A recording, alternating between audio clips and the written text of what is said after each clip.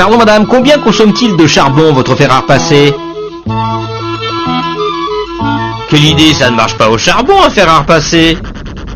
Ça marche à l'électricité. Oui, mais votre électricité, les thermiciens, eux, ils la fabriquent avec de l'uranium ou quelquefois du charbon, c'est la même recette. D'abord, vous faites de la vapeur en mettant je ne sais combien de tonnes d'eau dans un genre de marmite ou chaudière, ça s'appelle. Et vous chauffez. Je vous fais grâce de toute la tuyauterie. Réchauffeur, surchauffeur, resurchauffeur, pompe, que sais-je encore. Alors cela chauffe. Mais alors là, très sérieusement. Cela peut aller jusqu'à 300 degrés et même 500 degrés. Dans ces conditions, la vapeur est assez comprimée. 70 fois et même 150 fois la pression qu'il y a dehors. Alors on va la laisser se détendre, cette malheureuse vapeur. On va la faire travailler en la faisant passer dans des turbines. Une turbine à vapeur, c'est une roue à ailettes qui a à peu près cette allure-là.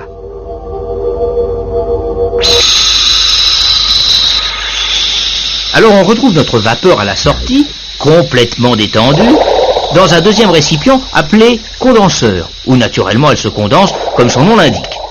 Elle retourne en eau si vous préférez. On la renvoie à la chaudière pour la faire retravailler. Chaudière, turbine, condenseur, vous voyez, c'est simple. Ah, on avait oublié le principal. La turbine, bien sûr, entraîne un alternateur qui fait l'électricité, etc. Mais cela ne nous dit pas combien d'uranium ou de charbon il faut pour fabriquer 1 kWh d'électricité. Eh bien, cela dépend. Cela dépend de la machine, de son rendement, plus exactement. Parce que si la machine a un bon rendement, eh bien, il lui faudra dans les 22 mg d'uranium pour sortir 1 kWh d'électricité. Si elle a un mauvais rendement, alors là c'est différent. Oui, mais qu'est-ce qu'il faut pour que la machine ait un bon rendement, comme vous dites? Monsieur Carnot, s'il était là, vous répondrez mieux que moi. Nicolas Carnot était un jeune homme assez doué qui cherchait justement comment améliorer le rendement des machines de son temps, et elles en avaient bien besoin, les pauvres. D'abord, boucher les fuites, se dit-il. Cela ne pouvait pas nuire. Mais il se dit aussi que le rendement, cela devait dépendre de la différence de température. Quelle différence? Eh bien, d'un côté la température de la source chaude, c'est-à-dire notre chaudière, de l'autre, la température de la source froide, notre condenseur. Et plus la différence est grande, plus le rendement est bon. Alors, chauffer plus d'un côté, c'est bien, mais il faut aussi refroidir de l'autre côté. Et c'est logique, parce que chauffer la chaudière, cela fait de la pression, on est bien d'accord. Refroidir le condenseur, au contraire, cela fait de la dépression, du vide.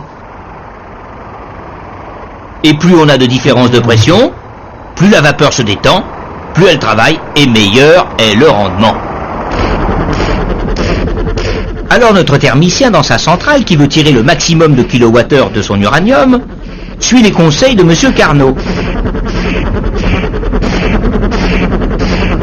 Côté source chaude, on ne peut pas monter bien plus haut.